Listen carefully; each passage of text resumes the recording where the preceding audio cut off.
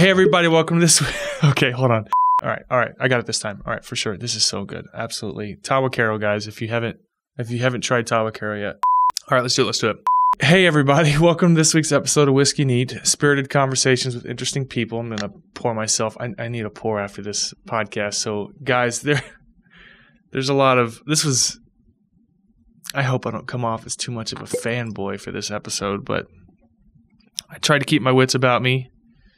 It was a lot of funny, a lot of hilarious accidental insults. And so this week's episode is with actor-comedian TJ Miller and Cash Levy. They have a podcast called Cashing In with TJ Miller, in which Cash Levy interviews comedians every week, but a lot of them stand him up, or all of them stand him up. So he just interviews TJ every week. I'm a huge fan of the podcast. This was a first for me, and we got a lot of support from both brands and just everyone behind the program. So there is excessive language in this episode. I don't want to spoil the episode, but I'll say this. TJ Miller and Cash both, I was equally excited to meet both of these guys. I am huge fans, and if you don't watch Cashing In with or listen to Cashing In with TJ Miller, please pull up Cashing In with TJ Miller on your Apple, iTunes, Google Play, like literally all podcast platforms. It's been going on for nearly 10 years on the Nerdist Podcast Network, and they're fantastic. It was a fun episode, but unfortunately, for those of you watching on Facebook, this is an audio-only podcast. It was everything I hoped for, and I loved it. TJ was fantastic. TJ's got a couple things coming up, couple projects coming up. He didn't have to do this show, but he's always been a fan of whiskey, so he was fantastic. Cash was just amazing. I'm such a huge fan. So it's airing today. If you're listening today, it means it was recorded today. Tonight, they're sold out at the Improv, so don't worry, but they're going to be at the Houston Improv tomorrow night. Get your tickets. $25, $30. I mean, they're very inexpensive. Go watch and meet TJ Miller at the Houston Improv. It's going to be a fantastic show. So this episode was brought to you by Terlato and Distilled. These guys have been making fine classic single malts like Bunnahabhain, Deanston. You saw a few episodes ago. They were on the show. I'm a huge fan of theirs. Glenfiddich also sponsored the episode with their Glenfiddich 30. Danielle and them also frequent hosts on the show. Last week's episode with Irish whiskey was received incredibly well. Village Liquor, family owned and operated. There are 4 area locations in Houston. This is our vendor that we use at the Houston Whiskey Social every year, which is 1 week away. They have been killing it in Houston since the 1980s, like 35 years, 36 years, I think, actually, 1983. Yeah, 1983. They've been around a long time. Village Liquor in Houston, 4 area locations. Check them out at village-liquor.com. Additionally, Highland Park and McAllen are longtime sponsors. They've been killing it for us for the past few months. I'm a huge fan of Elise. We tasted through everything on this table in front of you and a few other things. It was just fantastic. So I really appreciate it. I think that pretty much covers everything. Yeah. Sweet. Cheers.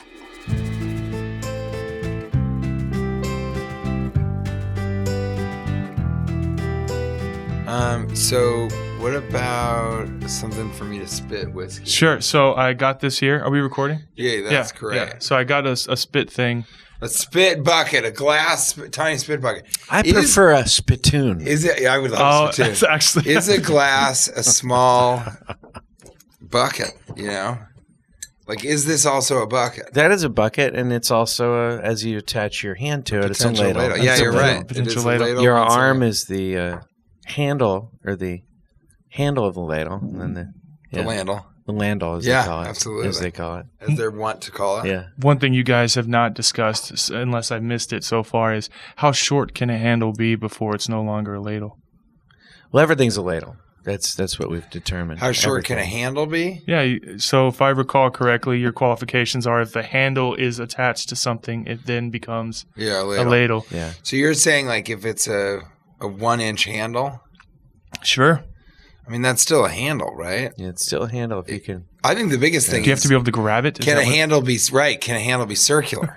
Because you could always put tweezers on the handle. Sure. And then that would just become a Right. ladle. even more of a ladle. Extended, then the ladle. tweezers become an extended handle to the ladle. Yeah. So, There's also a very strange thing of like, you're right. I mean, if you have this and you attach like a globe to it, Yeah. does that count as a handle? if you can grab it, yeah. Yeah. Sure. Right? Because you Yeah. can hold it like Yeah. this. Yeah. It's, to be honest with you, what we're finding out is it's very hard not to make a ladle. That's right. Everything becomes a ladle. Well, so my listeners are probably wondering what in the hell is going on. So you guys actually have been doing and me and Cash were talking about this beforehand. You guys have been doing a show together for like 10 years, just about. Yeah. Has it been 10 years? it might have been 8 years, but it's been 200 episodes. Yeah. It's called Cashing It's been In a with long TJ time. Cashing In Miller. with TJ Miller. We took a little hiatus, but yeah, Cashing In with TJ Miller has been going on forever. And neither of us have ever, I'm kind of proud of this. We've never done another like I've never tried to have a different podcast. A lot of stars quit and Right. do other podcasts. Yeah. Right. And so you and I, Stars, you see him blowing smoke up his ass. no, I like it. So, but you didn't even know what a podcast was at all. I mean, in any way, shape, or form. He wasn't on social media, none of it. Yeah. And I said I lived to in him, a cave at the time. You Yeah, did, yeah. but you used to use the torches as terrible ladles. I mean, Yeah. those are horrible ladles. But you he didn't know what a podcast was. And I tried to explain it to him, and he kind of said, "So it's not live radio, but it's still radio." And I got him on Twitter I think the day Probably that we decided day. to do it. Yeah. And what I explained to him was, I said, we're having these conversations, and all my friends have podcasts. I've been on people's podcasts. And I said, I never wanted to do a podcast, but the conversations that you and I have, I think would make a great podcast. So then we had to kind of figure out and so then I said, well, Cash, what if you had a show and then you would try and get other guests, but if they don't show up, then I can just be the guest. And that ended up being what happened. And then now we just sort of meet each other randomly in places, and Cash always has the podcast equipment on him. Yeah. Randomly. And so then you we'll guys go are on ahead and do opposite it. coasts too, right? We are, yeah. I'm in Manhattan, and he's in Manhattan Beach. Yeah. And so I've never done that joke before. So we try and tour together, and he's sort of a headliner in his own right and a better comedian than I am. So he's not always Most available. professional website I've ever seen. I mean, there you go. And he's he does a lot of corporate gigs, and he travels all over headlining. And so when he's available, we'll perform together, and he kind of does me a favor by opening for me. It's just a 2-man show. And then I pay, I pay him such that he is making as much as he would make if he was headlining the club. Sure. Which he's still doing me a favor because he's only doing 20, 25 minutes or 30 minutes. But it's nice because we get to hang out, right? Get to do the pod. And we do the pod. Get to do the You're doing an episode Drink while whiskey. you're in town? Oh yeah. Yeah, probably we'll tomorrow. probably Tomorrow do we'll knock out a 2. We couple, try and yeah. do 2 or 3 per gig, 3 or 4. We're trying to release. How often do you release? Every 2 weeks. Full Yeah, body release. Yeah, the full body release. The full body release is you can go to cashphrases.org if you want to know what all the phrases mean. The full body release is when you are emitting something from each orifice all at the same time. So you would be vomiting, you'd be blowing your nose, crying, puking, urinating. Something would come out of your Shitting. ears. Hopefully at the same urinating. time. Yeah, Now, hopefully spinning urinating. full body release is when you actually spin, sometimes on the ice as you do that. Yeah, And, and it is a disaster for anyone that's around you. Yeah. I mean, really. And you don't want to do those things at a wedding, but that's mostly when it's happened to me. All my spinning full body releases have been at other people's weddings when they say, the part where they say, if anyone has any reason why they should not get married, speak now or forever. And before Good they time say for that. peace, I just start spinning. Good time for the spinning full body release. One thing for this show. You can do it on demand then. I'm sorry. Yeah. It's mostly when I'm afraid for a union that I don't think should occur between 2 human beings. Yeah. One bit of phraseology. You know how some people gag when they kind of smell like certain foods and things? It's that for me, but instead of smelling foods, It's a full body release. getting a whiff of a committed relationship that's going to dissolve and eventually kind of break down. I was And about to show you a picture of my wife, and I'm afraid to that I might do. Just go for full it. body No, but you release guys have everywhere. already made that vow, you know? It's too late for TJ. Can we see a picture of your wife? Is that weird? Were you joking? No, Or I can serious? show you. Yeah. Yeah, she's way out of my league though, so just try not to. I say that a lot because I was in a movie called She's Out of My League, and most of the great guys movie. that come to my shows are dating up or married up. Cash and I did that. Yeah. Although, Cash, would you say that you kind of married up when it comes to April? Or would you say that she kind of got lucky? Well, you know, for the purposes of the show, I'll say that I got lucky There you go. and that I married up. I was going to say, you married a baby?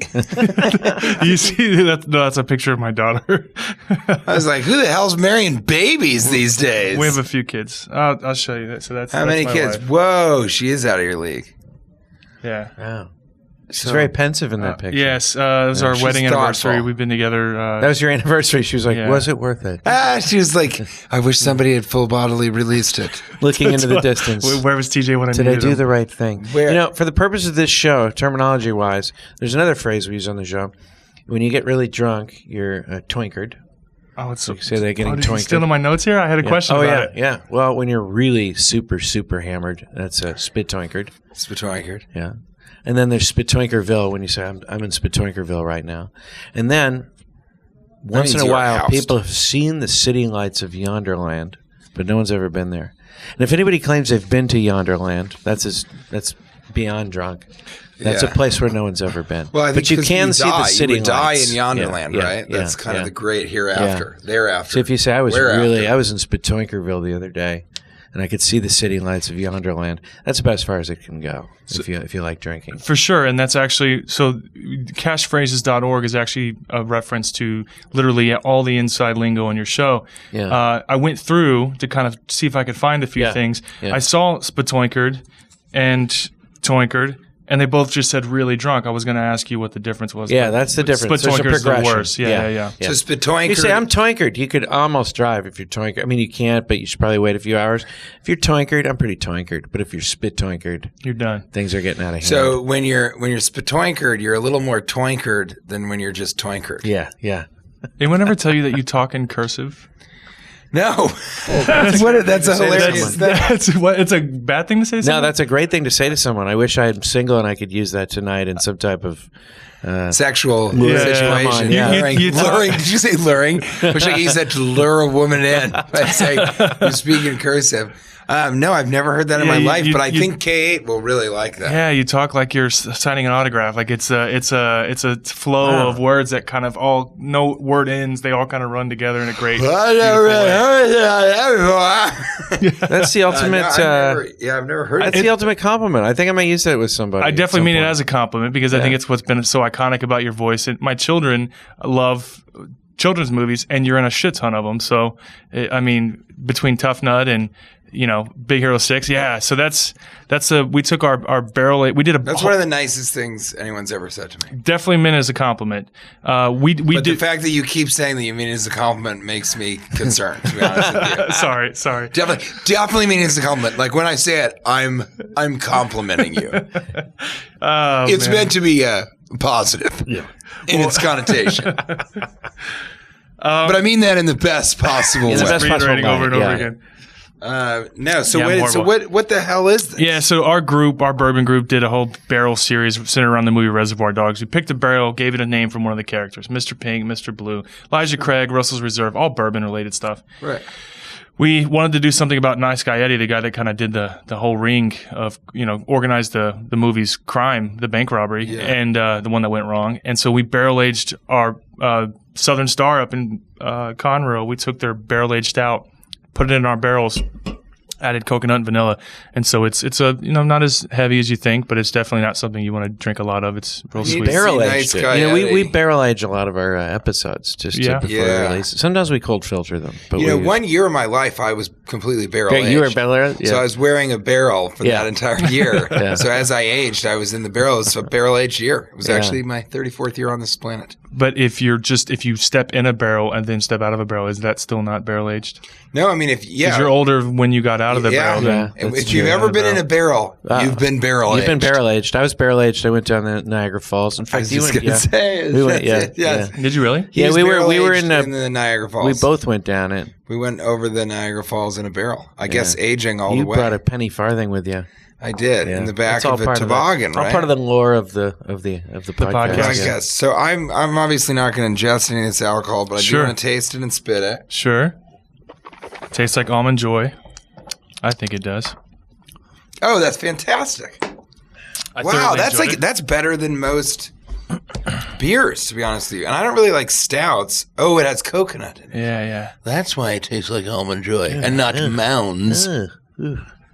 Fuck Mounds. Mounds isn't barrel aged. I did not know that. I didn't know that. Almond Joy is really, truly a joy, and Mounds is just a pile of shit. Mountain Joy is a real happiness, and Mounds is just a pile of bullshit. There's a whole order of things you'd want to get on Halloween, and I think those are, Mounds is at the bottom. Pretty low on the list, yeah. And, people say sometimes you feel like a nut. When do you not feel like – who has eaten an Almond Joy and been like, this would be great if there wasn't an almond in it? And it's only one almond. It's like a cake without frosting. Yeah. There you go. I like how you moved on for that. Yeah. It's like a cake without frosting. We'll be right back with Elijah Craig. We don't even have to cut we can just do this straight through, right? Yeah. So I hear in your heyday you were a fan of Hibiki, so I made a few phone calls and tracked down a couple of rare bottles. I can't believe that you were able to do that. And as you know, my heyday was when I used to sleep in a barn. That was the real heyday. Was that before or after the barrel? I was sleeping. That was pre-barrel. Post bucket, pre-barrel, post bucket. Hibiki is easily. First of all, it's really the only whiskey that Kate will drink. Oh, really? And it's that 17 because you see, you got what's the other one? The 21. Mm-hmm. And the 21 is quite good, but it's not. It's the 17 was aged in. See, this is actually about this stuff.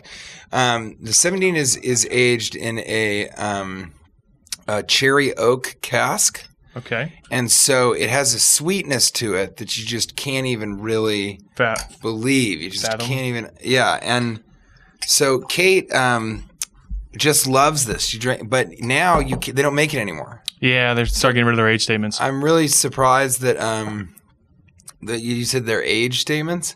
Yeah. So anytime you put a number on there, an age, that's an age statement. Okay. There's a legal requirement that nothing could be younger than 17 because it says 17. And it's just so popular that they can't keep up with demand. They're getting rid of all their age statements. So now what they have... Japanese Harmony. Hibiki Harmony. So that's called a no age stated whiskey. It's a NOS. A lot of people get pissed off because you pay around the same price, but it's no longer got this old statement, and it's got a lot of younger whiskey in it. And it's not as good. It's really... The Japanese Harmony is good. The Hibiki Harmonies. This is fantastic. This is amazing. Listen, cheers, you guys. You guys might be just a taste. You guys might be spitting, but I'm definitely not. I left myself open for that one. We'll skip right over that. Oh my God. Yeah, it's got a really. I'm not a huge fan of Japanese whiskeys. There's a lot of them I just can't get behind. Hibiki is one, and Nika I can get behind. Nika, they've got that coffee grain and coffee and malt. I can't stand that. Really? I really don't like it. And then the other, Yamazaki. I don't care for that. And then what's the other famous one? It's Hibiki, Yamazaki, and then there's one other one. That's Japanese? Yeah. And it's not Nika. Kobe beef. Wagyu whiskey. No, I can't remember the other one, but there's a sort of third. It's kind of the Glenfiddich, as I learned it's pronounced.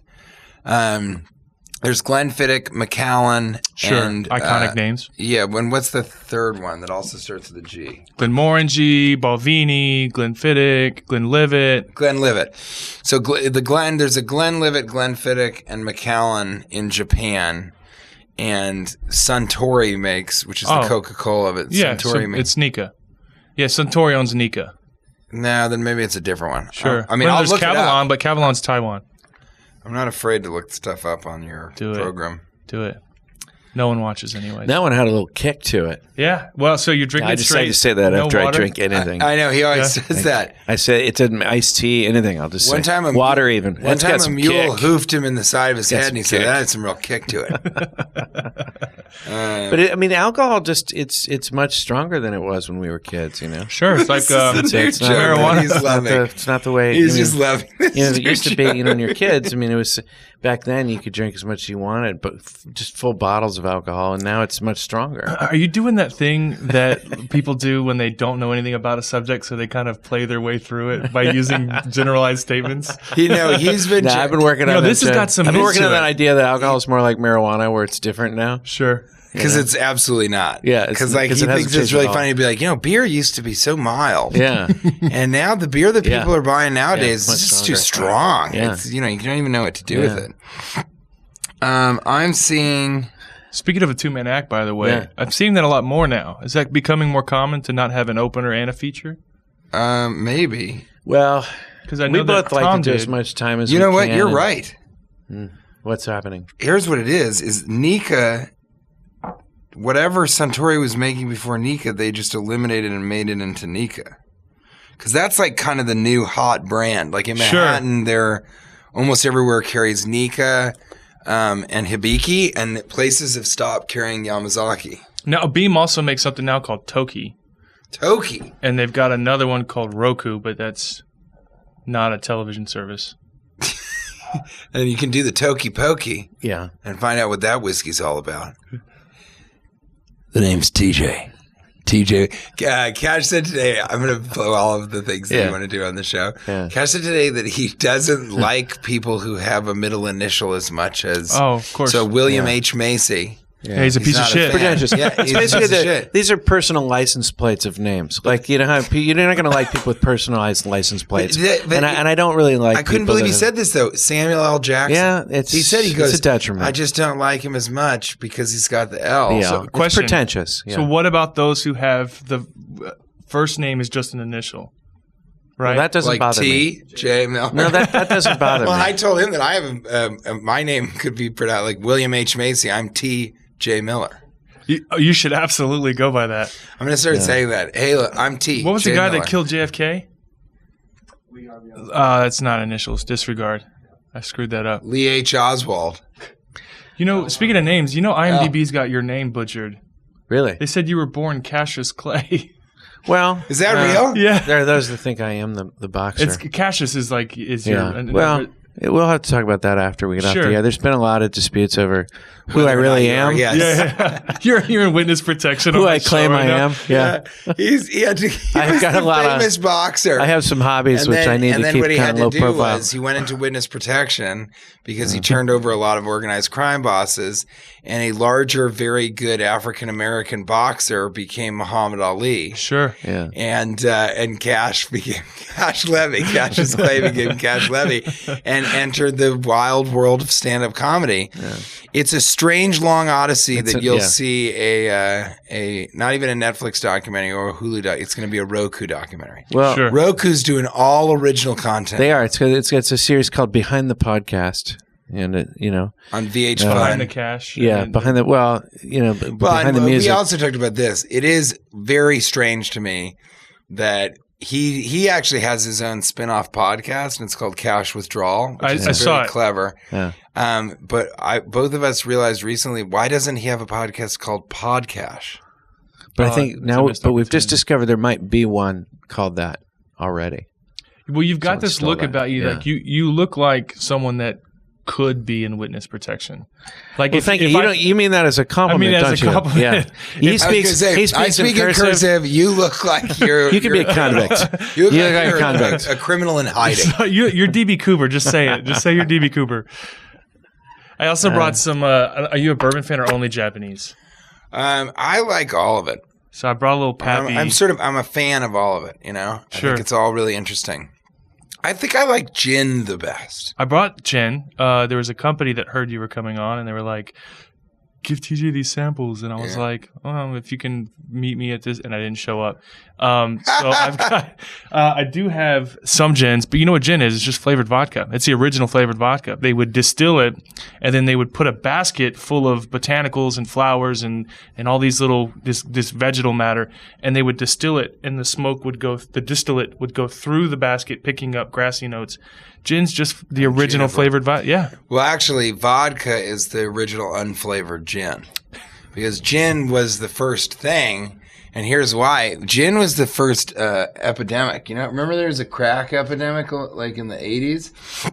I read all about it. There was a gin epidemic. Fun era. Because gin was one of the first alcohols that was readily available to everybody. Sure. So alcohol Price range. used to only, and so people were getting so drunk in England and having orgies in the streets. I mean, imagine That's what got Rick James was gin, I heard. Really? Yeah, before the crack epidemic. Jesus, that's what happened.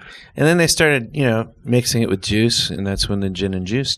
Well, that's when Snoop Dogg really came into his Yeah. own. So this is a very historical show today. We're really kind of digging in deep, we're digging just to get into down to the bottom. I heard just Snoop Dogg was coming out with a more stronger, more concentrated strain of gin.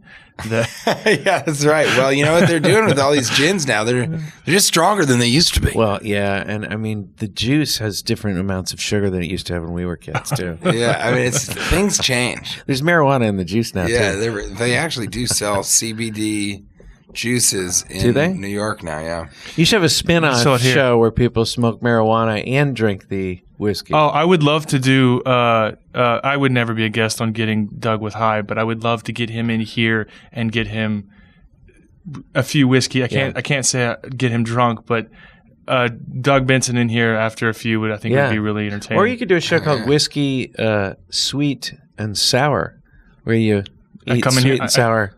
Or I come in here and just bitch about Asian people. That wasn't where I was going. We are truly in Texas. that was like something that you both said, and you go, "I'm just kidding."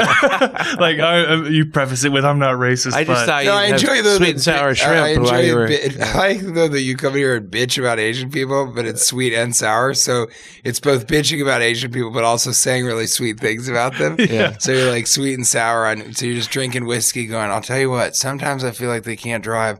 Other times I think about they keep a clean car." I come in here and I say something nice about someone before I insult them immediately after. And Jackie Chan makes some really good movies, but I hear he's a piece of shit as a person. Just like right after. But I heard that he licks other people's babies. He's the type of guy that asks for the receipt at the ATM and then just leaves it on top of the ATM. Is that the kind of person that bothers you? In Texas for sure. It bothers me more when a stranger licks your baby. Yeah. How often does that happen to you? Well, we don't have a baby, but I've licked a lot of babies. I tell you, it bothers me even when I do it. Yeah. So, with that being said, I want to pour you another one. With that being said, now that that's been said, the whole baby licking thing. Listen, I'm not good at segues. As we move past the baby licking sequence of the show, now this that we've dealt with the baby licking chunk of the show. Well, I've been dying to address something with Cash for a while now, ever since I heard it. But you mentioned a while back, and I don't know if you recall this, being as busy as you are and all over the map. You said that some woman after your show likened you to a turtle, and you were really offended because a sea turtle, right? Yeah, no, it was the turtle in Finding Nemo. Sure. Oh, God, she goes, "You remind me of the turtle in Finding Nemo." She's like, "No offense." I'm like, "Oh, I don't know how much of a compliment she meant it as that a is." compliment. Yeah, and then she says, "And you look like you probably should be in witness protection." So she said, she reiterated over and over again. It was really a compliment. Now, she didn't say anything about me speaking like I speak in cursive. She brought up the turtle thing, and people say the darndest things after shows, you know? Also, as soon as the show starts, sometimes they accidentally say the darndest things. Yeah. My show right now. But They'll yell it out. You said that you wished it was something more virile that she compared you to. Yeah. And so I don't know if you knew this, but I knew this. And as soon as you said it, it sent a red flag off. Turtles have enormous penises. Really? So I wanted to just show you. My God, that's a picture of a turtle dick. Wow, that looks like a tail. Look at the cock on that turtle. How often do you hear that? Yeah, if that's not virile, I don't know what is, man. I mean, this show hasn't been at all. When I curse. This show hasn't at all been what. Fuck me, turtley. What did you? That turtle's got a dick like a fucking elephant. Damn it. Holy human shit!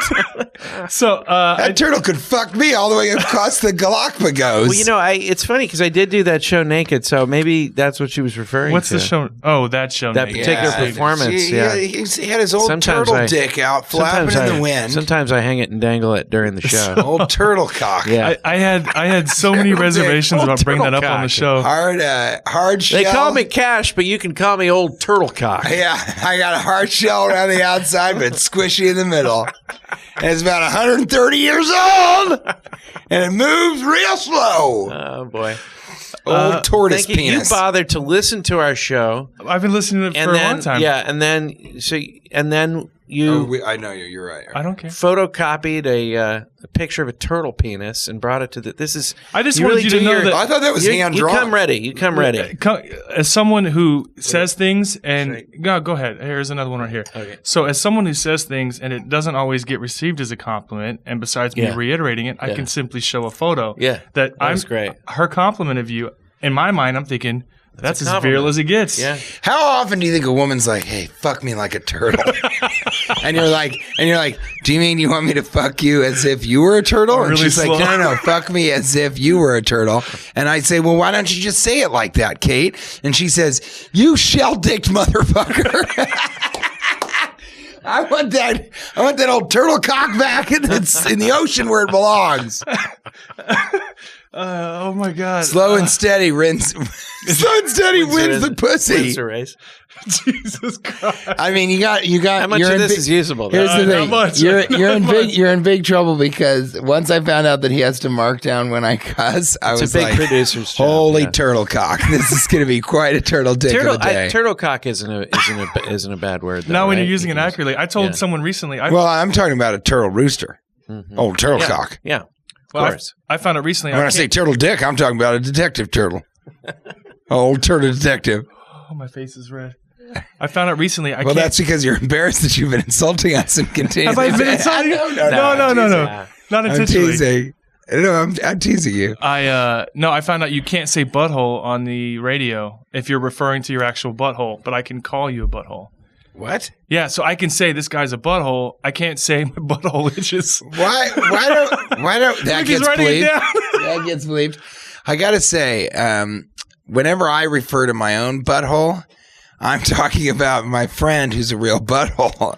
So I'll be like, my butthole itches, and it's just my buddy Derek who's got psoriasis. I mean, it's all jokes. These are all jokes. And then what do we think about the fact that we should be calling people butthole more? I mean, asshole's not a very good... You know what I call people asshole. when I'm angry? I'm like, he's an a-hole sour. Yeah, you do call them a-hole sours. You put sour on the end of a-hole, it gives it a little kick. And if you call it an a-hole sweet and sour, the A stands for Asian. Yeah, then it's racial. Yeah. But we got to start doing that. Just say, I'm going to do that to hecklers. I'm like, you know what? You're acting like a real butthole right now, okay? So quit being such a butt pirate. Why don't we use that one either? Is butt pirate something that you have to write down? It seems like you're skewing towards kind of being a turtle cock about it. yeah, a little bit. Old tortoise dick.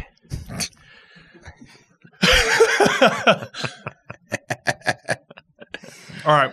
So that's Pappy Van Winkle 20. So tell us You've about had that, this. right? Well, no, I haven't, but we had a joke Sure. about it. Cheers. I'll take it. Cheers, guys. We Drink had a Pappy joke. with- Sorry, we had a joke about it on Silicon Valley. Oh, well, I remember the bottle showing up in Silicon Valley, but someone actually asked me to ask you about which I'm sure you get asked about a lot, the famous 10-minute dick joke that took place on the show. Yes, the greatest dick joke ever told. It's the greatest dick joke that's ever been told. What did they ask you to ask me about it? Well, just say, and I said the same thing. They said, ask him about it. I said, ask him what about it? It's the greatest thing that's ever been said. And, like, what about it? You know? Like, did you have any input on that? Well, it's the best dick. No, that was the writers, and the writers came up with this. And that's Mike Judge. But I think as they developed it, they realized that it might be the best dick joke that's ever been on television because it makes sense on so many different levels. I have this really funny Jewish joke right now that's like funny on 3 or 4 different levels. It's a stock joke. It's a vaudevillian joke. And now I think I should tell it so all this makes sense. So this Jewish boy comes home from his Jewish school, and he runs up to his Jewish mother and he says, Mom, I got a part in the play. And his mom says, what part did you get? He says, I got the part of the Jewish husband. And she says, go back and tell them you want a speaking part. And that is so funny for like 5 different reasons. Sure. It's the Jewish mothers are so proud of their kids, but they also want them, they would demand that they get a better part. It's funny because the Jewish husband, that means it's not a speaking part. It's very, very, very funny. And that dick joke kind of had similar layers. This is how these nerds talk. Once they get into, they're not even nerds. It's kind of like coders and tech people.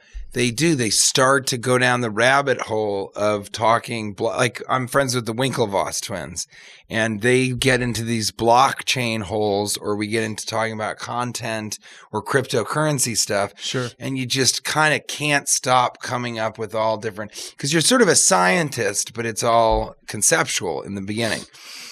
And so they would talk about, the dick to floor ratio that much.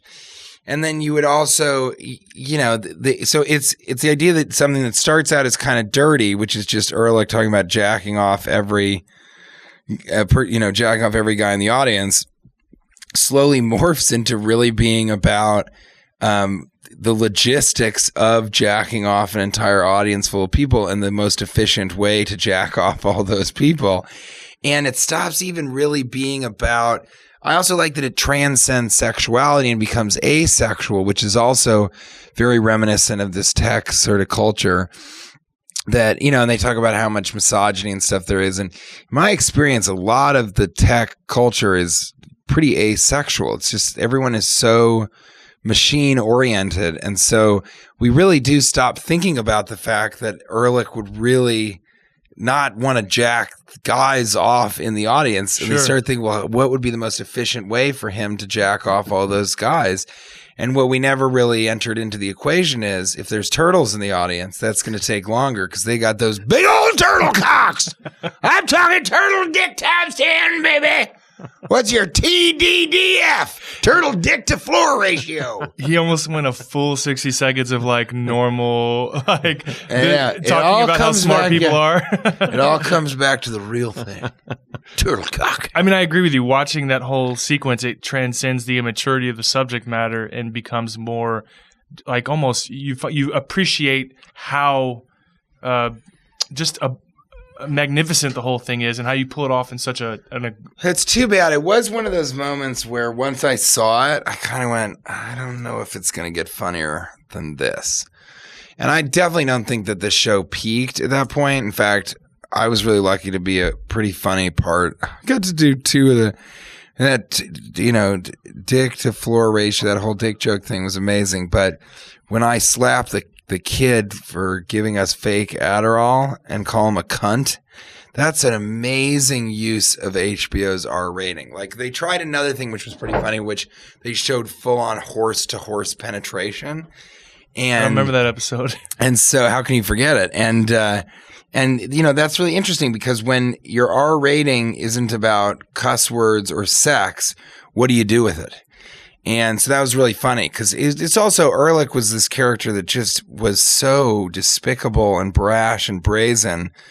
Selfish. They could really go anything. Yeah, he's pretty selfish. But then you think about it, and he does quite a few selfless things in the show. That's why I think people like the characters because all of those characters have a lot of they're very dynamic. They have a lot of kind of complexity to them. But Ehrlich's a very complicated guy that we all know, all think is funny, but we just look at him and we're like, God, what a turtle-dicked motherfucker. Well, he's the type of guy that you still like him even though there's no reason to like him. Right. Other than those moments of genuine like awesomeness. Well, and that's one of the reasons I left was I really had gotten to the point where I was like, we've run out of reasons that they would keep putting up with him. And so even in the show, they kept writing things and it just felt, and that's when your shows jump the shark. It's fine. You can just Here, you put it in the spit bucket. I got this one. Yeah, go ahead. No, But no worries. it would be the thing of like, wait, was that the Hibiki 17? Yeah. Don't waste that. No, that's that. That light one? Yeah, that's probably it. Keep that over there. Okay. Because we can put that back in this, and then I can give this to my wife. It's the turtle's penis isn't as. Oh wait, sorry. So I feel like the early character got to a place where they just, even the writers were trying to, and that's when the show really jumps the shark. Is when the character is funny, but the reasons for him being there, the plot lines, the stories that he's involved in, just feel forced, and then that's it. Schitt's Creek almost did that on their 5th season. Their first 2 episodes, Kate and I were like, no, because we were so scared. We loved that show so much. But then they found their stride, and they got it going. Can you take pleasure in shows the same way a civilian can without, or do you find yourself kind of really looking at how a show's written as you're watching? Like, so a lot of times I think someone like myself wouldn't even notice until it becomes too obvious. Like, some shows get so bad. I loved, in 2002, I loved Smallville. I was in high school. It was like the era of the first comic book era of television. Right. I love the show, but at some point it becomes so brazenly garbage that anyone can notice. Do you find yourself noticing before civilians do? Well, I don't have a lot of contact with civilians. I'm like isolated in a fortress somewhere in Manhattan. No, I think, do you watch much television? What little television I watch, I feel like sitcoms fall apart when they try to have things be too plot driven, and they want to, have something meaningful happen towards the end of the run, because they're running out of ideas. They usually have 2 characters start to break up that would never break up, things of this nature. Sure. And I think they lose their focus when they do that. Well, it's interesting you say that. So we started watching Schitt's Creek, and I forget how we came across it, but we started watching, and we couldn't believe how funny it was. I mean, it's just Green Acres. So it's just a really rich family having to move out to the sticks. But it's this Canadian show. It's Catherine O'Hara, Eugene Levy. Sorry, I'm used to pronouncing Levy as Levy because of Cash Levy. Eugene Levy, Eugene Dan T. Levy. or and the T stands for a turtle cock. No, I think that we really liked it, and I also knew Dustin Milligan is this guy who was in the movie Extract that I did with Mike Judge, and his fiance, actually, that's a good one, right? His fiance actually is Amanda Crew from Silicon Valley, who's also Canadian. So is that the kind of stoic robotic? No, it's the girl who's been there from the get-go, from the very beginning. So it's Monica. So she's okay. That was another thing. When I left that show, I was like, this will be great because it'll give more room for Thomas Middleditch, who's really funny. All those guys are really, really funny. But also specifically, it'll give more room for Amanda Crew and Jimmy O. Yang. And I just found that they gave Jimmy O. Yang more stuff, but it wasn't as funny as I was hoping it would be because he's so funny. Well, the way you guys played off each other. Yeah, that was really fun. And then Amanda Crew, they just kind of didn't give her more. And she's really funny. Like, she has a really good, subtle, strong sense of humor. They just weren't utilizing her enough. But, we watched Schitt's Creek, and I think to answer your question, I kind of enjoy things differently than civilians, but that doesn't mean I enjoy it any less. So it's kind of like, when I watch Children of Men, I'm sort of researching, I'm researching certain shots and interviews with the director, and I'm watching and I notice all of the set design and that stuff. But then that gets me excited about certain stuff. I go, oh my God, that's Picasso's Guernica again. There we go with that. So little things like that. But I watched Annie Hall 5 times in 2 days recently, and I just could not stop laughing. I mean, it will never stop being hilarious. A perfect movie, and also just like hilarious. Yeah, it's just so funny. Every single scene, you're like, it can't get funny, and then it is. But it's the difference between watching something and enjoying it, and studying something and enjoying the study of it. So, like, I've been to the Warhol exhibit at the Whitney probably 20 times. And I think a lot of people go through there and they're like, oh, that's pretty cool. Or, oh, look at that. That's a really big painting, And I know I'm a Warhol scholar, so I know every single moment of his life and when this was painted when and all that sort of stuff. But it was really interesting for me to kind of sit and look at the Campbell's soup cans arranged in the way they are and then go, oh, wow, this is actually really terrifying. And I don't know if a civilian would get that from that. But because I've studied it so much, I realize that it's very imposing and scary because it sort of forces you to realize that we're being bullied into being unique within a very small framework. So they're like, here are the 32 variations of Campbell's soup, but all these soup cans look the same. All of them, this is your only options for you have to eat Campbell's because that's the only soup that you see in front of you. And there's so many different versions of it that that's the paradox of choice. You would sort of rather it just be, 3 variations or something like that. So I think, it's different. But as we were watching Schitt's Creek, we just thought season after season was fantastic. And this 5th season, all the sexual tension between people, all that kind of stuff, all went away. And then the 2 main characters, the brother and sister, started dating the people that they had been pursuing. So now they're in relationships. And the first episode, because one of them took a cosmopolitan dating quiz and it came up that they need to inject some excitement into it, they all go ziplining. And Kate and I watched that episode, and at the end of it, we're like, what the fuck just happened to our favorite show? What in the turtle cock could have happened when it comes to this, And so they kind of had leaned on plot, and it didn't seem like they needed it. But then about the 3rd episode, we got excited because they kind of self-corrected. Yeah, they understood. They began to figure out what was funny about these characters when they were in a relationship, not what they needed to do now that they were in a relationship. Because you have to kind of find out what's funny about these people where there's no longer tension between the 2 of them, and they just found kind of new tension, like different tension. So I feel like Schitt's Creek almost jumped the shark, and then it didn't. And I haven't seen all of Silicon Valley that last season, but they pushed this season another year, so it's not going to come out till 2020.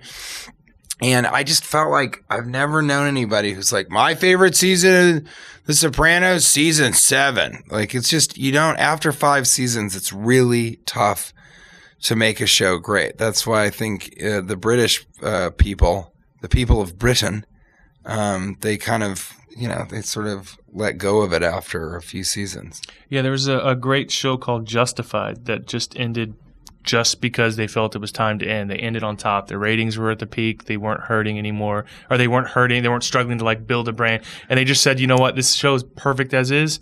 Let's just end it. And that's why some people are like, what? Like today, somebody goes, are you guys going to make a Deadpool 3? And I was like, I don't know, because I'm contracted to do it. So I don't know, but I kind of hope they don't.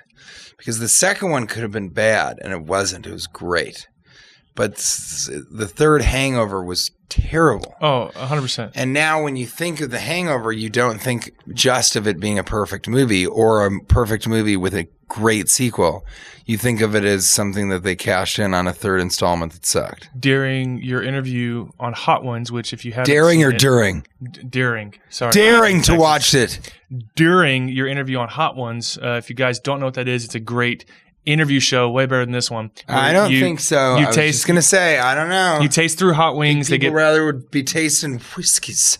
Progressively hotter, and then Sean Evans, interviews you. You mentioned specifically that he's pretty good. He's pretty good at. He's very robotic and stoic and perfect. I think he's great at his job. But he's really good at eating those fucking wings. I can't believe. Unfazed, unemotional whatsoever. It's unreal, and that stuff's hot, man. I was like, what? During your interview, you mentioned Zoolander was over, and I could not agree with you more. It was such a perfect. The first film was so great, but there was such this span of time between the first one and when they finally, got the money to the next one, that no one. It just kind of fell forced. It felt forced, it wasn't Anchorman 2. It wasn't getting the money. They always would make Zoolander 2. It's just that they realized that sequels were working, and so they started making sequel like Ghostbusters, and that was a disaster, and just all that stuff. But I think that Zoolander, we had it, we liked it, we weren't asking for another one. Anchorman 2, however, I saw in the theater with. You liked Anchorman 2? I thought it was a bit, I say derivative, but a lot of things are derivative in Hollywood. Just, there was too much of callback on a joke to the first one. Like the street fight was a bit more. Oh, God. You know? But that was so funny. That's the ghost of Stonewall Jackson and a fucking Minotaur. I mean, Thomas Middleditch and I saw an advanced screening of that, and I fell out of my chair. I was laughing. I didn't hate it. It felt like depends on your expectations. Too much time on all between that stuff. Yeah, but I thought they did a great job. But Zoolander 2 didn't. It wasn't. It kind of you really have to kill it with. It'd be interesting to see this next Ghostbusters, because it's with all those original guys. But how long has it been since the third Ghostbusters? So it'll be interesting to see what the deal is with that. But I just feel like people have been saying this forever, but I think people don't really want sequels. They'll see them, especially if they're good. But so the next two things I'm in are just totally original properties, and I just can't see that's why I'm like, everyone's like, well, don't you want to do a third Dead? I'm like, no, man. I already did 5 years of Deadpool. Like, I'd like to give people something that's new. And they straightened your hair, too. I know. I also it took time to get used to that my hair idea. for the first. Yeah, I straightened my hair for the last thing I did with Drew Barrymore, too. It's really funny. And I have a butt cut. Oh, that cuts to your butt? Sorry, a butthole cut. Mark it! It'd be so funny if they just randomly showed TJ's butthole. Yeah, but with a little straightened haircut on it. It's a compliment. It's a compliment! Which one is this? So, I think I know. 21? Yes, I think I know why you said Kate doesn't care for it. Yeah, you said she didn't care for it. It's because it's peated. You're getting a little bit more spit, or not spit. You're getting. Yeah. Well, so you spin these beforehand. So you're getting. We're learning a lot more, about this show, Dad. You get a little bit more smoke, so it's a bit smokier. Have you ever heard of something called? Yes. Kalio? Kalila. Kalila? It's from Isla. It's my favorite region. What's it called? Kalila? Kulila. Kulila. Yeah. Some guy told me, oh, you got to try this. This is as good as any hibiki thing. And it wasn't. It was too peaty, but it was really, really, I thought the taste of it was really spectacular. There's this beautiful little tiny island. That's your favorite Scottish region. Yeah. So it comes from a small island off the coast of Scotland. And they've got, me and my wife stayed there in a cottage in the hillside. Mm-hmm. And there's, I think, 8 distilleries on the island now. I know they're building more. But Kulila's on the north side. Kulila is another pronunciation. That's what he called it, Kulila thing. Yeah, so it references the island. The island's called Isla, and it's the smokiest, peatiest known region. Everything is just this. I mean, this one's really got some kick. Yeah. Ah! This one, and it's a lot stronger than You're not much of a drinker, right? I'll drink periodically. Were you ever much of a drinker? Not a ton. Just never found an interest in it. I'm half Jewish. There's really no. I think we're affected by alcohol different than some different groups. Really? Genetics. Yeah, there's no Elijah's, Morty's, there's ale house. I think on here. There's no Morty's ale house. You're known for delicatessens. Elijah's tits and suds. Like there's no, tits and there's suds. there's no. I would love to go to Elijah's. I finally got it right up there. No, I'm just saying. I don't know. I think turtle tits. I'm a lightweight. Dick suds. I'm a lightweight. That's really what it is. Sure. Yeah. So cocktails, then you're not much of you're a mixer. Yeah. Yeah. Well, you guys brought something today. What's the Seedlip? I don't even know if really. And I will say, so I tasted a little bit of the old Hibiki 21, and it's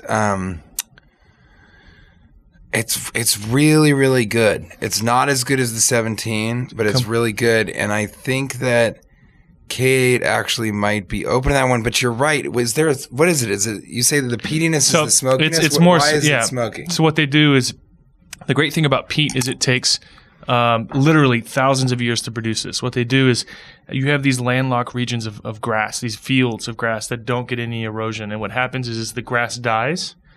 And plants will die, and animals will die, and they don't fully decompose before new grass grows. So over time, you've got the slow decomposition. So there's some dead venison in this stuff. Yeah, and so for every 12 inches, I think for every foot you cut of peat, it's 1,000 years. Wow. So they'll cut. What they do is they have this cutter. Are they going to run out of it? So there is discussion about peat bogs being run dry. But what they do is they take this L-shaped cutter and they cut out logs of what looks like mud, and they dry it out for 6 months, and they make firewood out of it. It's basically like a brick of coal. It's very flammable. They get all the moisture out of it, and they smoke.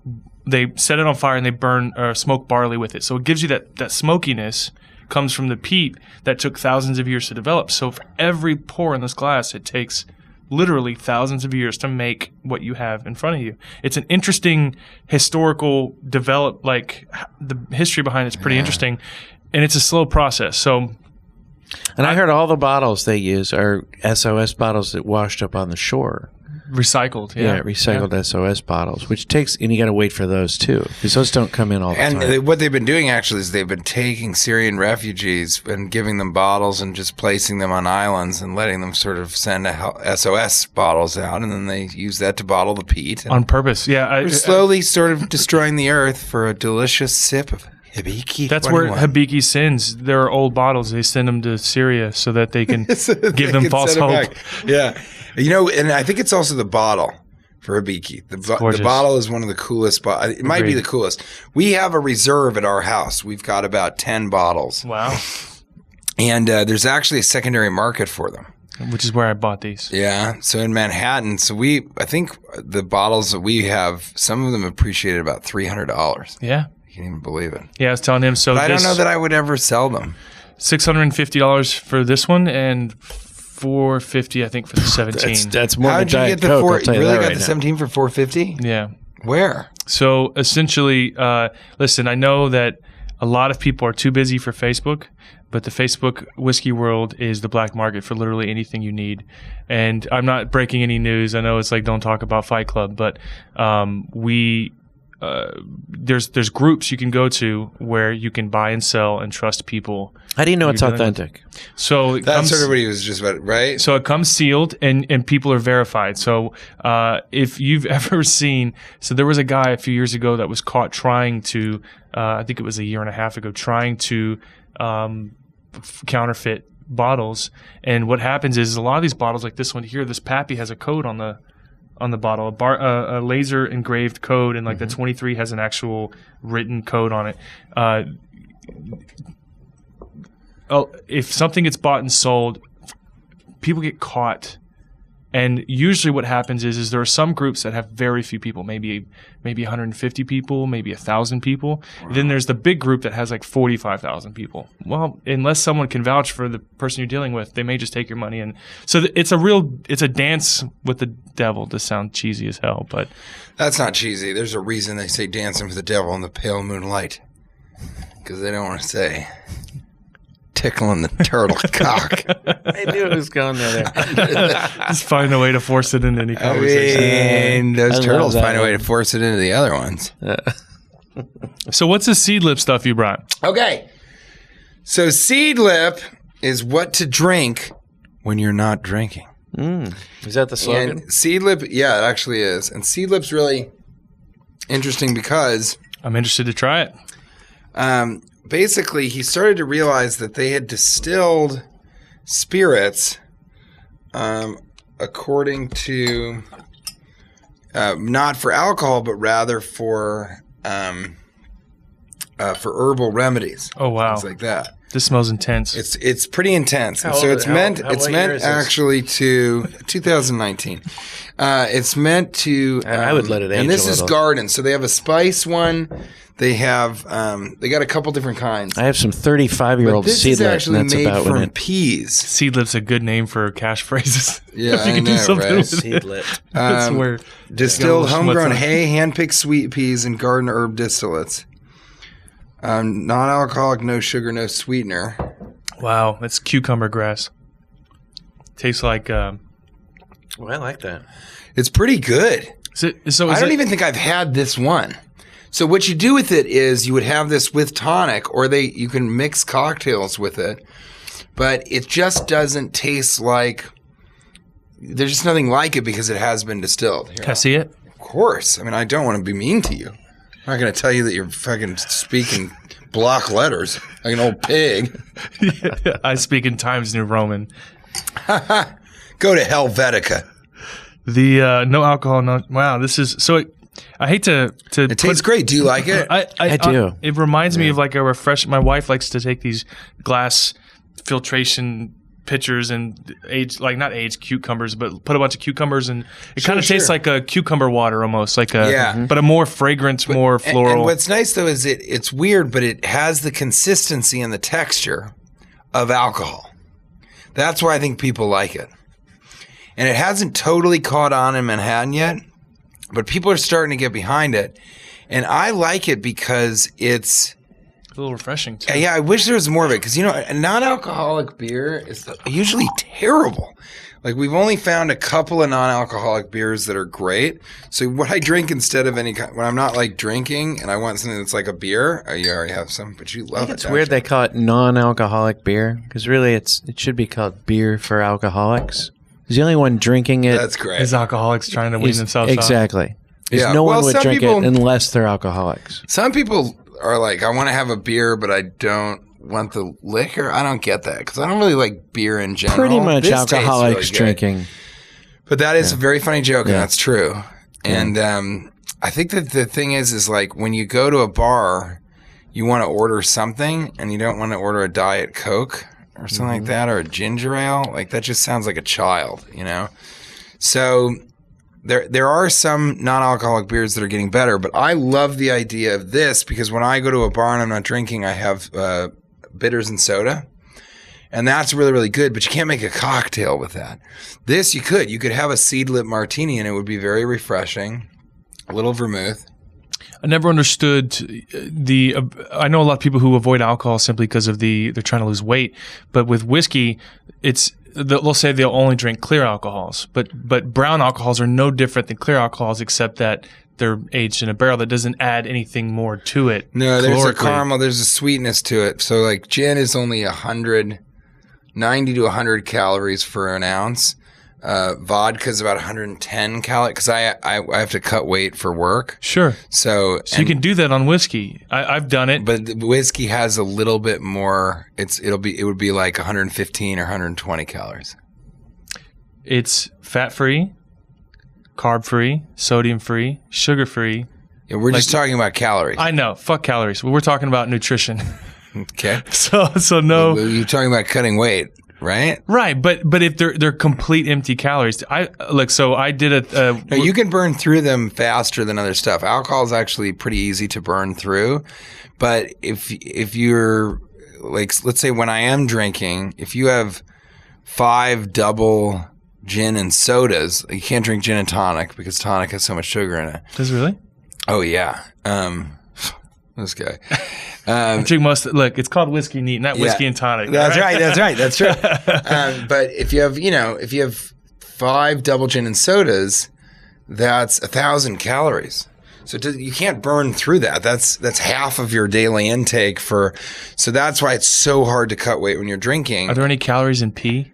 In urine? Yeah. So if you drink 5, yeah, then you immediately I got really fat one Christmas just drinking piss. Piss nog. No, my parents make piss nog. I'm just saying you may not be able to burn through it. Down, piss nog. Unbelievable. This Seedlip is delicious. I'm being skeptical. I've lost. I can quickly lose 10, 15 pounds. Switching to a liquid diet, so to speak, and so I'm a big. You obviously do it professionally. I like so you'll not eat, but you'll just drink alcohol. Like I'll have a breakfast beer and then not eat until 4 p.m. and be okay and lose weight because beer fills you up, right? So I know people listening to this and thinking, "What the hell?" No, that's very interesting. I mean, if I'm cutting weight, I will do sometimes if I want to have drinks. I'll replace dinner with like 3 or 4 gins, but that's all you can do because that's still 300 or 400 calories. Sure. What you're supposed to do is eat a lot in the morning. But I'll pee a lot out too. Which the beer can do. Because it's a what do you call it? When you drink alcohol, it's a diuretic, right? So if you're peeing out a lot of those calories, you're not burning through it. But I'm thinking, you know what I mean?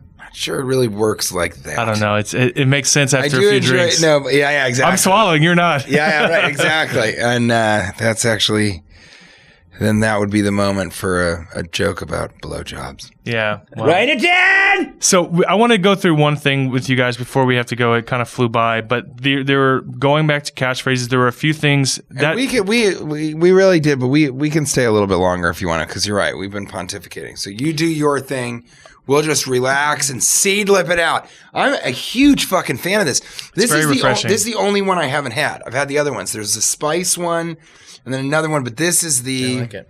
This is the... this was their original. And I just absolutely really like this one. Well, I want to get through... I've got a Glenfiddich 30. And, yeah, let's get into that. And I wanted to try...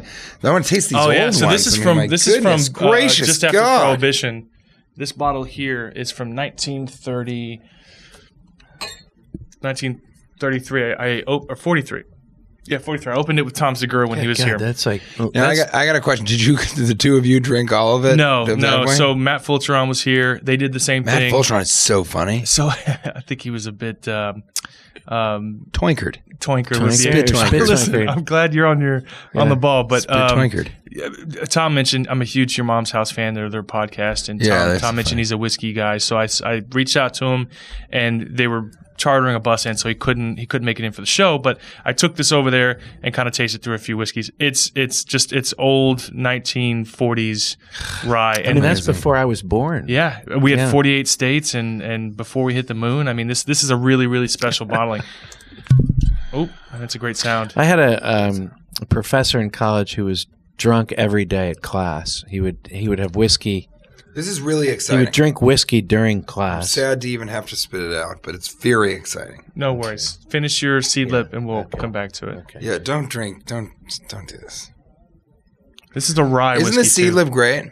Yeah, it's very good. Cheers. This is really absolutely. exciting. Because I'm a big fan. I'm actually as big of a fan of the history of alcohol. I'm obsessed with Prohibition. Growing up, I would watch that Ken Burns documentary like every couple months. Baseball? As like a junior. Yes. Yeah, that's a good one. And I learned all about Prohibition. I was just fascinated. So the culture of alcohol is almost more interesting. I always thought people should be more into the culture of alcohol and less into the alcohol itself than people are into the culture of marijuana and not as into the marijuana itself. Like that's changed now, marijuana, because it's legal. There's so many different strains, all that stuff. People always used to have Rastafari. Check out my new bong, man. It was about the accessories, about the lifestyle. So fucking dumb. And the history of Bob Marley, it's about the music, man. And alcohol, more people should know about. I mean, I didn't know that Pete thing, and I know quite a bit about alcohol. So this, and what's the name of this one? This is rye. Okay, and it's no longer made anymore, but this is Old Shinley straight rye whiskey. Wow. And where did you get it? So I've got there's a guy locally. This looks like something you'd find on a pirate ship. Yeah, it's a real nice old bottle. So it was distilled in 36 and bottled in 43. So right after we got our ability to distill again, the U.S. after we got rid of Prohibition, there's a guy locally named Michael Canfield who he's an energy broker. I never quite understand what he does, but he can get stuff like this. And so I drank it with him, then met with Tom and drank it with him and Matt Fulcheron. And it's just a fantastic little time capsule of history, which is what I like behind spirits, is being able to taste something that's 80 years old. Another in the bottle. time, yeah. Well, what do you think of that? Could you ever even get another one of those? I don't. You can hardly even imagine. I've not seen another one on the boards. There's a lot of stuff you see on the boards, like you see Habikis pop up from a lot of time. This one here, I'm not even sure. I've never seen this before in my life, and I was lucky enough to get a full bottle of this from 58, and that's a really interesting. Yeah, absolutely. I mean, that's just absolutely. That's really, really something.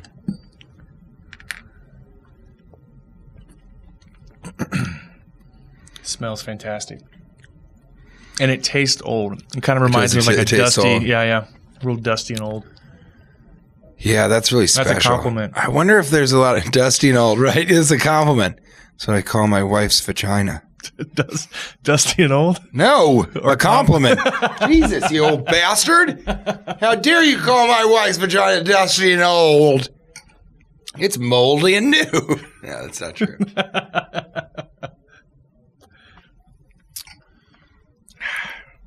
That's pretty. I know you're not into, but it's it's great. It's really interesting. Yeah, I like that. I'm excited I think the taste of that one's pretty amazing. Yeah, so this is 43, that's 58, and I believe that is 69. Should we taste this one? Is this Yeah, real? this is actually really fantastic. So this was distilled. 58 is when it was bottled, so 14 years before that. What's that put it? 44? So 1944, this was during World War II, right? Mm-hmm. So, and this is pre-World War II? Yeah, that was the beginning of World War II. I'll give you a touch. End of World War II. Listen, our producer's correcting us. 1945 was the end of World War II. Yeah, in your face. You were saying the beginning, it started in 1938.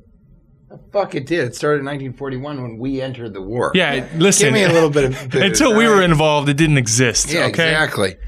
That was still just Europe being a bunch of pussies. Oh my God. All right, so this is 1958 bottled.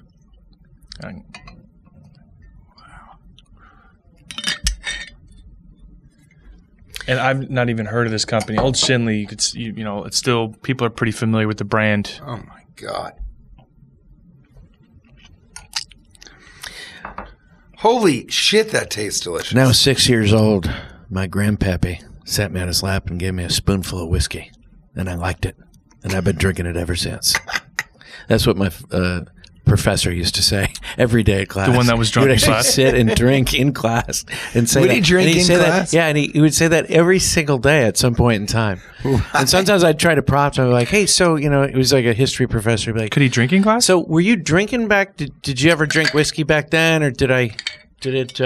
He'd be talking about World War II or something. I'd be like, so were you alive during World War II? And secondarily, did you ever have any whiskey back then or anything? And he'd be like, I was 6 years old. My grandpappy gave me a spoonful of whiskey, and I liked it. He would always make that Just speech. reiterate it. Yeah. The He was drunk. so he was. the original idea for the show, and I was telling Cash beforehand, I like being able to sit down and have a few drinks with the tagline for our show is spirited conversations with interesting people, and obviously you've got this hobby requires a bit of a better income than most, right? So if you're gonna be, you know, so a lot of really interesting. We've had in here the head of NASA's Human Research Program, Dr. Steve Platts, who's responsible for getting us to Mars, right? Making sure our human bodies can sustain the journey. What a dick. But Anything that's ever been said about that guy after he's responsible for getting us to Mars. Fucking dick. So he's, you know, an interesting character to say the least, and he's big into whiskey. So I like the idea of not just getting brands in, but getting in interesting Have people. you asked him, did they take any whiskey to, you know, Mars or? So they've aged a few vials of whiskey on the space station. I know What? that. Yeah, Ardbeg from Isla. Oh my God. Which is not too far from Can you Kulila. imagine? They were trying to see how it would be if I it was can. aged in What else are you space. going to do up there? Oh my That's God. where I'd start my drinking. You know what I That's asked so him? So he told me that they've got this facility in Russia where they've got the windows to look like the night stars, like you're in space. Bunch of dicks. And they'll lock these people in there for solitary confinement, like it's the actual space station, to see how they deal with being alone. And they account for every aspect of being a human being except for masturbation. I asked him, I said, do you guys account for their mental health? Like, what do you do for their, you know, if you're in space for months at a time alone, they don't account for the sexual needs of human, but rather... And, you know, that's a catchphrase. Masturbating in space is called space jacking. Is it really? That's space jacking. That's right. And Wait, I so think that's- tether pleasure. Tethered pleasure. I Tethered think- pleasure. Tethered pleasure. I think that's when you masturbate while you're on the tether outside the. Yeah, because you can't do it in the spacecraft, so you have to go out into space to jack off. So that reminds me, Tethered self-pleasure. there's a list of phrases I wanted to ask you guys. if Wait, you so I just got to ask. Okay. So are you not allowed to masturbate in space? He specifically avoided the question. I mean, they probably just can't talk about it for public relations Yeah, thing, but you it's not must good for in PR. space have to be Oh, like, you'd have to. and, you know, it's great. It's You the can first thing I masturbate a do. lot more in space. the first because thing there's I no do. weight to your penis. Yeah, it's the first thing I do. They started by putting turtles in space and just But they weigh too much. Space What jacking them. I do when I'm self-pleasuring in space is I'll I'll just put my hand on the base of my turtle cock. And if I have my hand on the base of my penis, I just let the lack of gravity, let the hand sort of float upwards to the top of the penis. Yeah. And then so in space, you're really only doing half the work. Gravity 2, coming to theaters next never. Oh, man.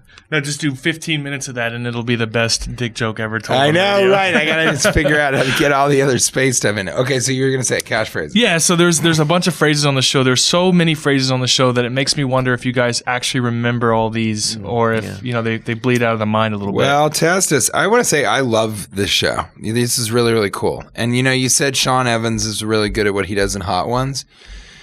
It feels to me now, looking at his performance on that show, he's kind of like baby puke that a dog took a shit in compared to your hosting abilities. Listen, I appreciate that. You're really, really really good. Is that a compliment? You know what? I mean that as a compliment. It didn't sound like cursive when you said that. Yeah.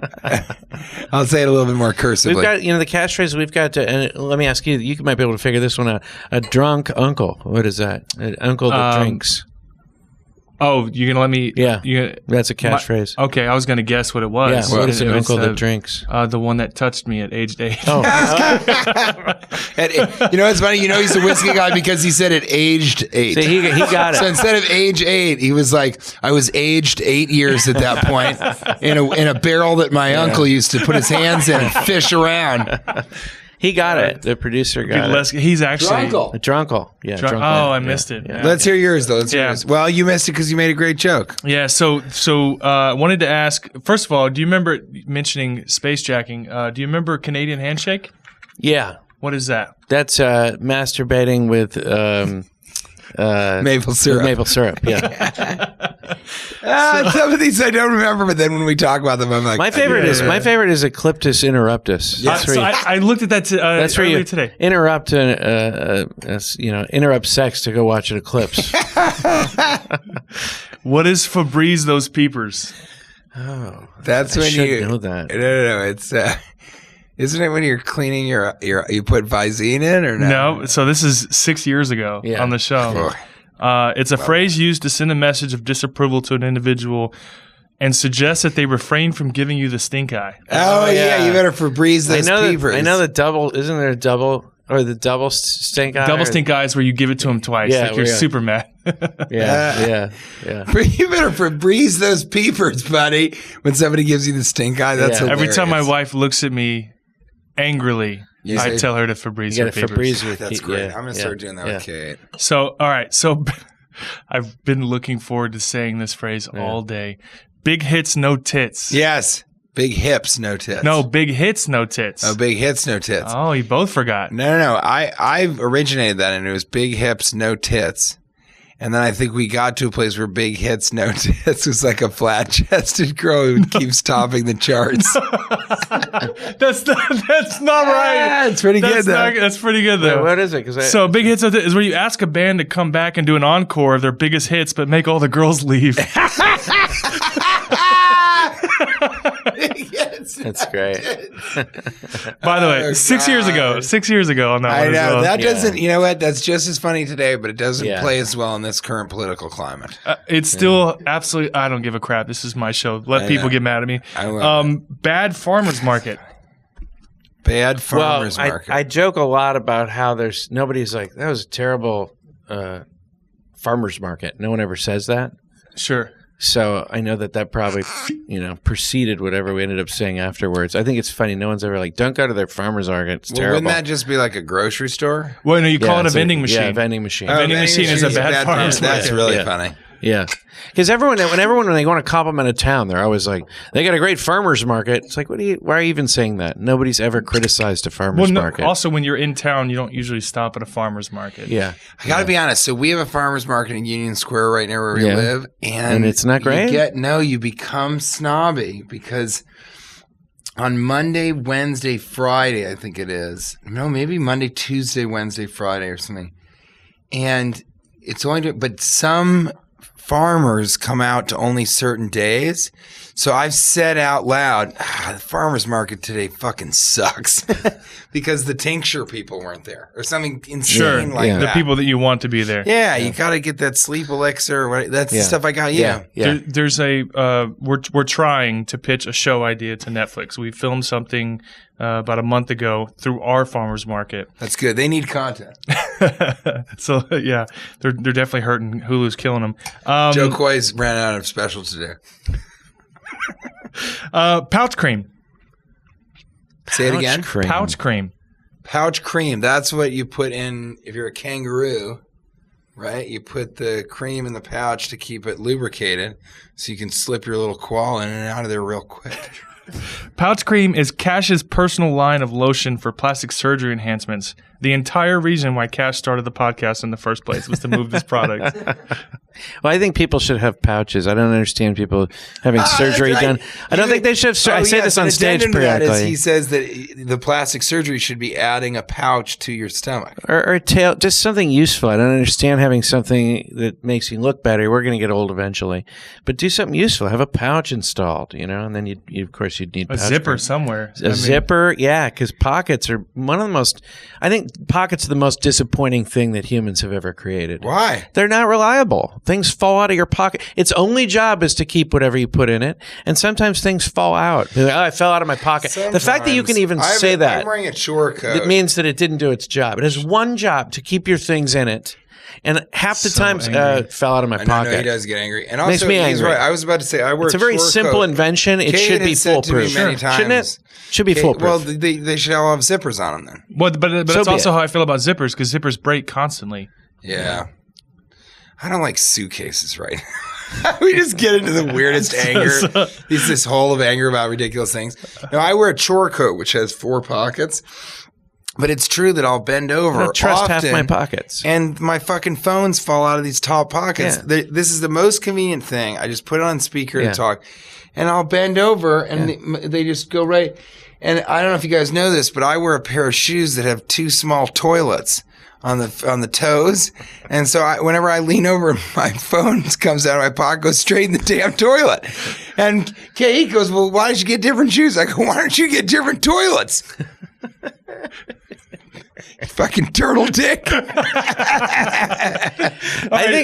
think if I made a lot of money, I've always said I would definitely get new socks every day. I would wear new socks every day, but I would also pay someone to go to the bathroom for me. Wouldn't that? I don't know how you. But why are we having to go? Why have we not figured out a technology? We're still going to the bathroom. Why do we need to still go to the bathroom? There's got to be a way to not have to go to the bathroom. There's got to be like a pill you can take. Do you really know? Very inconvenient. Do you not like going to the bathroom? It's ridiculous. It's a waste of my time. It's annoying. I have the kidneys and the bladder of my 3-year-old daughter. It's annoying. It's incredibly There's no reason we should have to go to the bathroom at this point. We should have figured out a way where we don't need to the only thing that. I find irritating about the bathroom is in Manhattan, you can't use anyone's bathroom. Yeah. Are you happy there? Yeah, I love it. Yeah, it's my favorite place in the world. I'd rather live in Denver, I guess, but not really. It's the greatest place in the world because you got to remember, like, ultimately, I'm a stand-up comic and my wife is an artist, and if you're that in Manhattan, it's like that's the top, that's the pinnacle. It's like doing comedy in Manhattan is like being in the Olympics every night. It's unbelievable. Ari Shaffir's there too. Yes, and he went for the same reason. That was this very like he went for the same reason, which was this very he went for the same reason, which was that there's this very specific thing about being a comic in Manhattan, which is you can become great much more quickly than anywhere else, and it might be impossible to become a truly like one of the all-time greats. But he's really incredible. But I do 3 to 5 shows in a night on a weekday. I tour every weekend, and I just like the city. I hated Los Angeles. I just absolutely hated it. And I like Denver because I'm from there. Because I'm from Colorado, I hate Texas. So there's that whole aspect of it. It's very honest of you. 2 more, and I know you guys have to go. No, I think that's great. And I want to ask you about acid reflux. Sure. Oh, do you have a little bit right now? No, but you do. How do you know? So when you're burping, which you do fairly frequently after you... Have I burped? No, but you do these ones. Oh, you noticed I did that. No. I didn't even notice I did that. So I'll tell you what. Oh, on the show. you've seen on the show. No, so you drink so much whiskey, which is part of your, and literally, it's part of your job. Sure. How few people can be like, yeah, I drink a lot. I got acid reflux. Oh, really? Well, you should drink less. Hey, buddy, don't tell me how to do my job. I don't come down and slap the turtle dick out of your mouth. All right. But I think that I was wondering, do you take Zantac for that? Because the acidity of the alcohol mixed with all the things that I do for work, I have an immense amount of acid reflux. So I wanted to tell you that mastic gum, okay? Because a lot of people take Zantac and they take this Pepsid-AC and all that sort of stuff. But if you ever if you're burping a lot, if you have sort of heartburn, any of that kind of stuff, take this stuff called mastic gum. And take it before meals and also before you Order drink. it online or? Yeah, you can order it online. You can get it at a lot of health food stores, but I would just order it online. I don't have a lot of heartburn, but what I try to do on the show is I try to eat before the show because of how much we consume. Mm-hmm.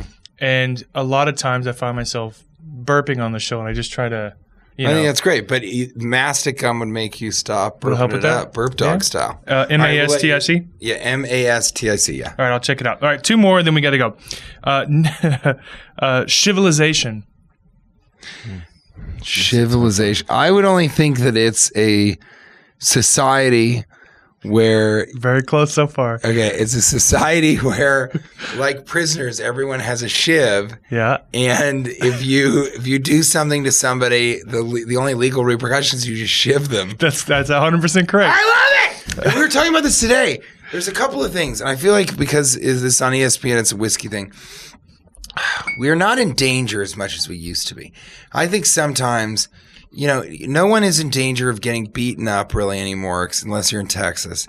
It's just this thing of like, Hold my gun. You go. What's that? Hold my gun. Hold my gun. Everyone's got open carry license here. I know, but if you have a gun on your belt, people won't fuck with you, and so that's like one of the only gun control pro NRA things that I sort of understand, which is it's like the Wild West. If everyone had a gun on them and they could legally defend themselves, kill each other, they would stop. People would really, really chill out.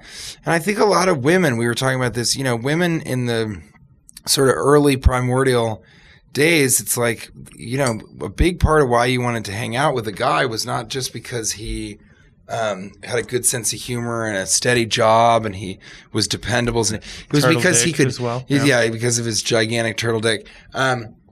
I just want to say, I don't know if the stats would back that up. We don't have time to do gun control discussion, but sure. I don't know if the stats would back up that every single person carrying a gun would we'll never know because they'll never be able to do that. I had a bet with someone. I don't know. So we enacted a law here in Texas 2 years ago, and I had a bet with someone. He goes, the moment they let us open carry, it's going to be the Wild West. And I said, I don't think anything will happen within the first 4 months, and I'll bet you whatever dinner you'd like. Yeah, and we didn't have a single open carry incident. Yeah. Yeah. Nobody, they don't. And that's not a pro or against, I'm just saying. Even if you're drunk, okay, let's say you're drunk and you're in a fight with somebody and both of you have guns on you. It's going to take a lot to pull your gun because that means you also could die. Yeah. It's a very specific thing. It's a very specific thing. We don't have time for this. But, okay, well, what we don't have time for is for me to say that women used to be in danger a lot. And so if you could protect them, I just think they didn't complain as much back then because if they were going to be killed by another person and you could protect them, then they wouldn't be like, why don't you take your shoes off when you come into the cave? You're walking around, everything that you've got on your feet outside of the cave, you walk in here, you're tracking it all over the dirt floor of the cave. I just don't think they were doing that. I think they were more often going, thank you for killing that man who's trying to eat me. Take those hieroglyphics down. They're not appropriate for this case. Yeah, that's exactly right. And you know me, I speak like I'm writing in hieroglyphics. And that's meant as an insult. All right, last one, and then we can get out of here. 9-foot milk wink. Oh boy, gosh, I'm going to have to defer to you. I mean, 9-foot milk. Some of these you say, this is why I like them. Some I'm like, what in the turtle cock name of Jesus fuck could we possibly have been talking about? So, do you have any recollection? I don't remember. Yeah, no worries. It means the act of squirting milk out of an eye, a useful skill to have for lawyering, bartending, and pressing dates at carnivals and feeding babies. No way. Yeah. It's unfortunate you can only squirt milk out of. I think it's a very useful skill that women have that they can periodically have milk in their bodies. And the only way we men could don't have that, so we would have to do it through our eyes or through some our other eyes. way. Yeah. Yeah. What Can think of more about horrible ways. a 9-foot milk wink? What would a 3-foot milk wink be? A third of that milk wink? Well, actually, it has to do with it happening in space. Gravity would affect the distance. Gravity would affect the distance of Yeah. the milk winking. I don't know why I went like this when I said that, but Because you were kind of talking about the space jacking. It really comes down to space jacking. The Seedlip's Seedlip- become my chaser. It's But like I a got to chaser. say, I think for cash, the Seedlip is the winner, right? Now, I've really only tasted all this stuff. So this is this J.W. Dant yeah. Kentucky bourbon. And this is from when? The 1969. 60s? Yeah. Jesus, So that's bottled in crazy. 69, distilled in 67, 60, 65. Warhol was just entering the second phase of his career in 1969. Thank you. This has been incredible. The show's going to air as soon as Jack can knock it out today. So I appreciate We it. hope people will come and see us. If you hear it, come see us Sunday night at the Improv here in Houston. Was it Texas? Texas, Houston, Texas, and it's Cash Levy, also pronounced Levy when he's on Schitt's Creek and without a paddle. And no, but so we've had great shows. I did want to say that too. That we came here kind of. Crowds are fantastic. Yeah. We came here without really any, I guess, expectations. I didn't think it was going to be bad. I didn't think it was going to be good.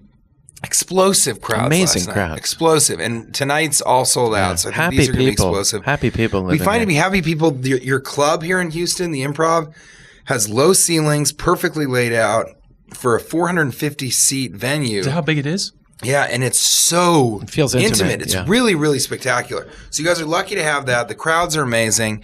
And we'll be there Sunday night. And we're definitely going to be back. Cashing In with TJ Miller is the podcast. It's on iTunes, and we'll mention Soon to be the on show. Himalaya. Yeah, that'd be awesome. yeah. Soon to be on the app Himalaya. And